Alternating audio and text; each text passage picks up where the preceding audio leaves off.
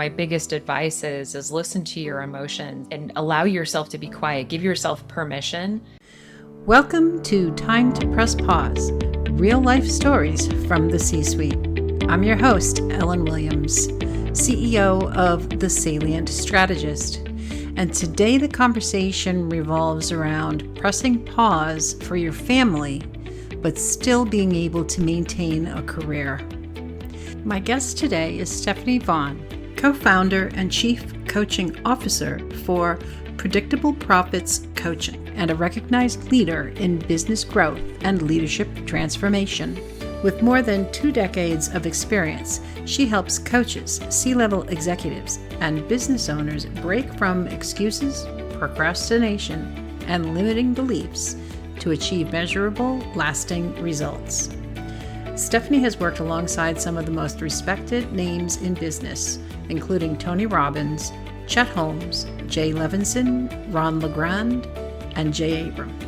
Beyond her professional achievements, Stephanie treasures her role as a proud mother of 2 amazing children and celebrates life with her husband and best friend. She prioritizes health, family, and personal well-being, living out the same principles of balance, growth, and fulfillment that she champions for the leaders she coaches. Welcome, Stephanie, to Time to Press Pause. Thank you. I'm happy to be Here. Stephanie, we had the opportunity to chat a little bit about your Press Pause story a few months ago, and I'm so happy you're here today. Yeah. And I'm really excited to have you share your story with the listeners. Yeah. So I was interested when I was like, oh, what is this whole press pause thing about? And what does that really mean? And I do think that there's times in our lives where we're faced with needing to take a step back and reevaluate where we are. Press pause story that really sticks out for me happened almost 20 years ago, was the catalyst for so many things that ended up happening in my life, which I think is also another thing that we get to learn from, because Tony Robbins says it's in our decisions that our destiny is shaped.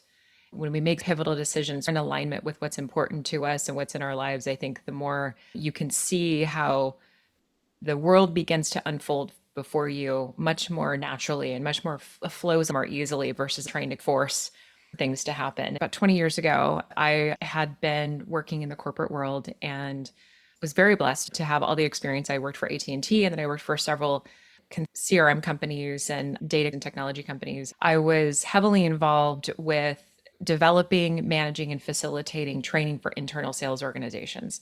I loved it. I was traveling all around the world. I loved the person I reported to. I had a lot of really great support, met a lot of incredible people, went to Korea, China, the UK, and France. There's just a lot of really amazing places and amazing people. Then I got married and I got pregnant. When that happens, your whole lens of how the world looks changes. When I had my firstborn, which was my son, I went on maternity leave as normal, and I came back 3 months later. And the day I came back, my manager said, I just saved you from going to Hong Kong. He goes, I know you're not ready for that, having a newborn. And so I was like, thank you so much, because you could have just taken my heart and put it on a platter. He had enough EQ, and we had a great enough relationship that he recognized that would have been incredibly hard for me. But it was the beginning of me reevaluating what was important in my life. Prior to having a child, my priorities were different. And coming back, recognizing that I still wanted a career and I still wanted to work, and I still had a lot of things in me that I needed to do in my life, business wise. And yet I also had this little human that I was taking care of. While I was working for the corporate world, my husband was working with Chet Holmes, the business growth expert. They were beginning this company. Chet had worked with Jay Abraham and then went on his own and then began working with my husband. And they had kept coming to me, come work with us, come work with us, come work with us. And I'm like, I'm a corporate girl. I love what I'm doing. I'm making good money, got lots of flexibility. But when I had my child, it was a different situation. This is where I took the pause, needing to take a step back in my life and deciding what was most important for me. I think a lot of people I work with, because I work with business owners and have for the past 2 decades, that a lot of times business owners and entrepreneurs knew they were entrepreneurs when they were really young. They're like, oh, I sold lemonade and hair, and I did this at school, or I sold stickers of this, or I went door to door. I wasn't that. I'm almost like an accidental entrepreneur because I like the structure. I ended up deciding to quit. My son was born in March and I quit in October of that year. It was the hardest decision I've ever made in my career. It was incredibly difficult. I didn't know if I was making the right decision, but I think it goes back to listening to your heart, taking that moment of reflection and really listening to what's important to you and your priorities and being in alignment with that.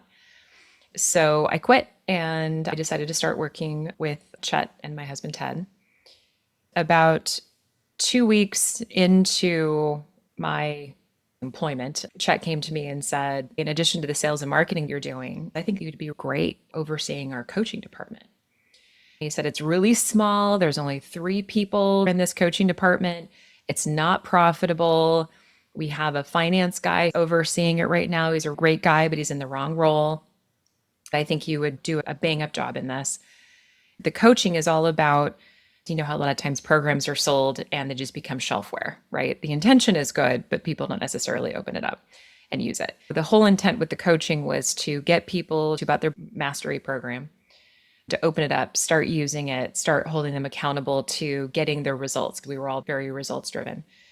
I said, sure, this is great. I'd done a lot of informal coaching, mentoring, and tutoring in my career. I started doing that and eventually it grabbed on a little more. I worked closely with Chet and it became the most profitable division in the company. And we ended up having 80 coaches and we saw so many different opportunities, but it opened up this door of possibility for me in getting an alignment with where my true talent is and how I can best support and help people. Since then, for the past 2 decades, I have personally coached hundreds of companies and ran multiple coaching organizations, including Business Breakthroughs International, which was a partnership between Tony Robbins and Chet Holmes. The connections and the people I've had the privilege of meeting and working with opened up all these doors of possibilities. And so I think that my pressing pause, recognizing where I needed to be in alignment in my life and what was important and prioritizing that. I think sometimes we prioritize the wrong things because we think those things are the things that we need to put ahead of everything else. And what I recognized, and I'm in a new phase in my life because my son's in his third year of college and my daughter is starting college this year. We're moving into this next chapter and reevaluating, you know, what's important, what do we get to do, what do we get to create that, because we've had so much dedication to our careers and our children. I'm not going anywhere. I still have lots to do in my own career and what we're doing. I think it's so important that we get into that alignment with who we are. That's a great story. I have lots of notes and some things I definitely want to touch on. So, first, I just want to react to Tony Robbins and decisions that shape your destiny. I've had plenty of press pause stories. I could probably do this podcast forever with just my own stories. There's one that I've told multiple times about when I had my 3 kids and they were playing outside and I was sitting in my bedroom, just like, there's got to be more to life than this: the car, the picket fence, the house.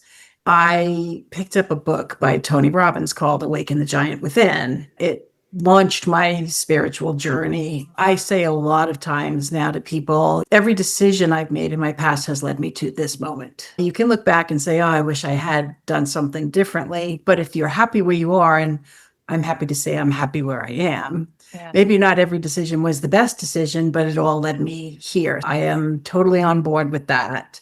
What you were talking about was priorities. Priorities. And I have heard this from other female guests that the kids had changed everything.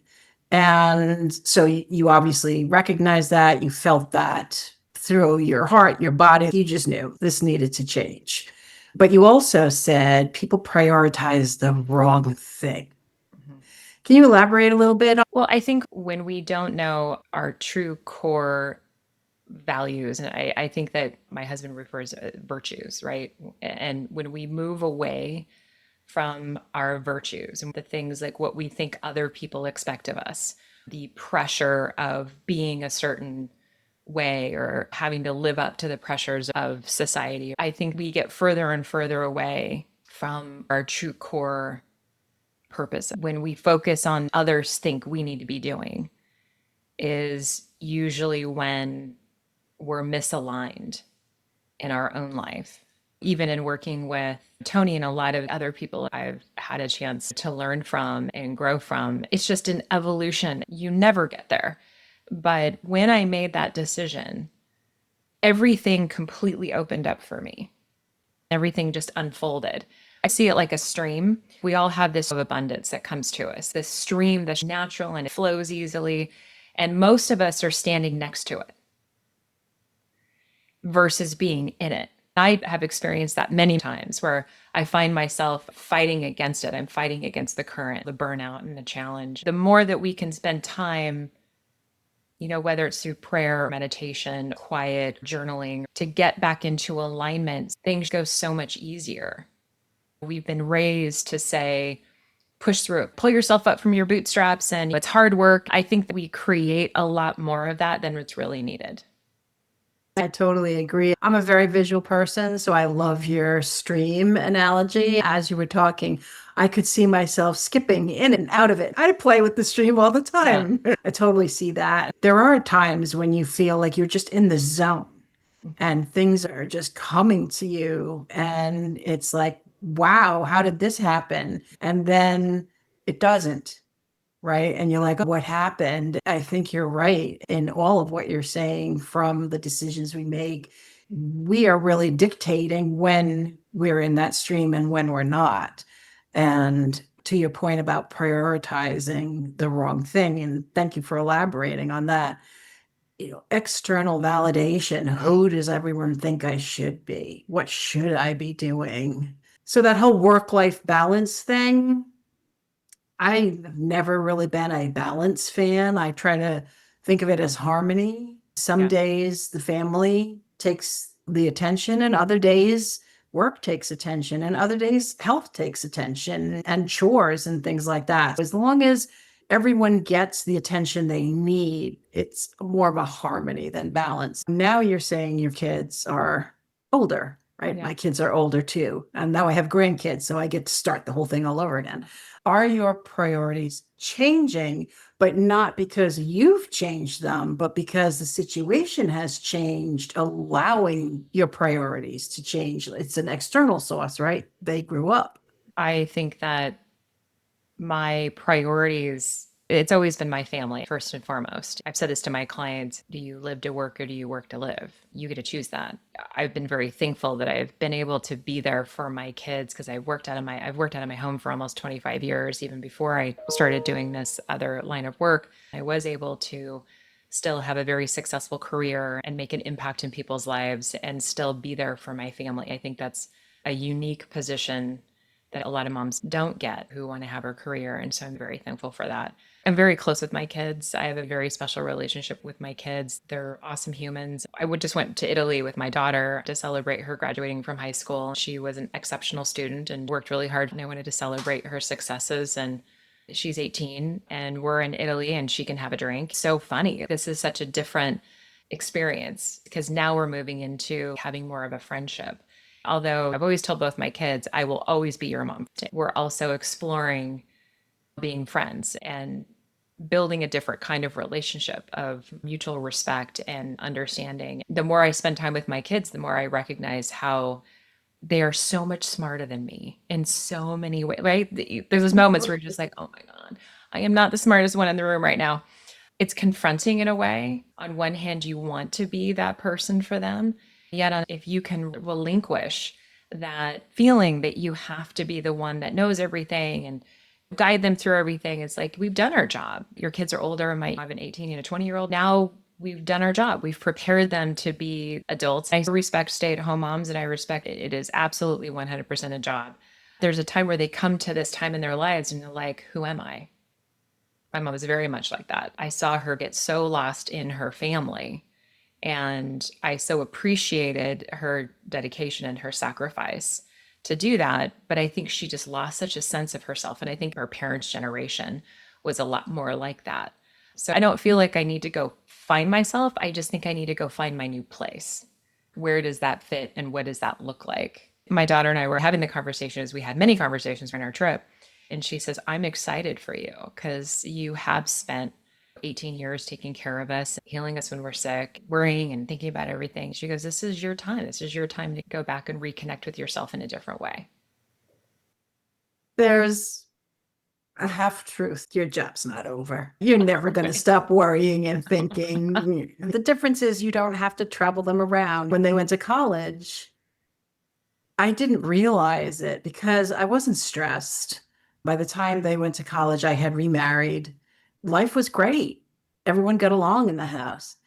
When they moved out, there was this relaxation. My shoulders finally came down because I didn't have to think about where they were, who's picking them up, how do they have something to do tonight. There was always in the back of your head. And not that it was stressful, it was just something you needed to coordinate. Yeah. So that will go away, right? And that's the reprioritization is not so much that your family doesn't come first anymore. It's just not going to take up as much time. Yeah. But yeah, it's really fascinating watching them become adults and the questions they have and the experiences they share. My kids are in their 30s and I'm a grandmother, so it's a whole different conversation. Yeah. This has been really great, Stephanie. I have one last question for you. Of course.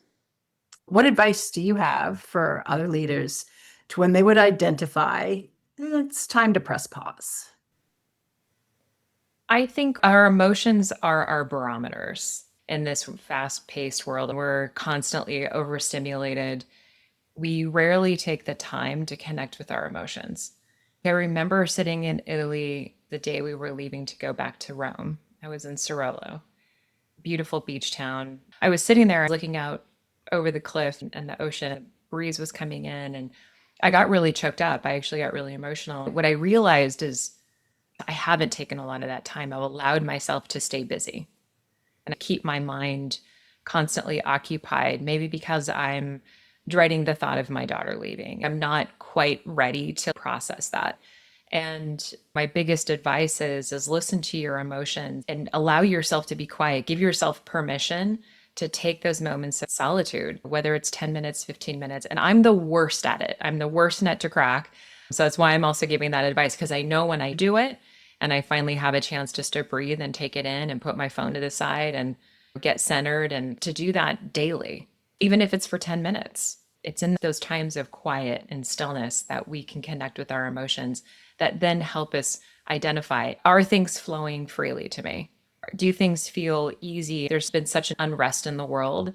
And every time we go on social media, there's always something negative and awful or the news. We need to find a way of connecting with the good as well.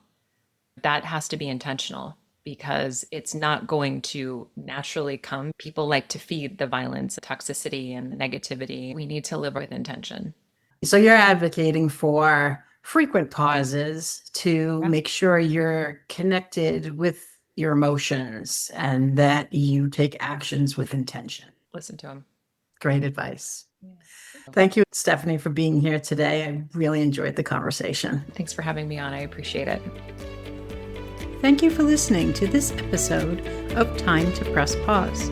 If you're interested in learning more about Stephanie, visit predictableprofits.com.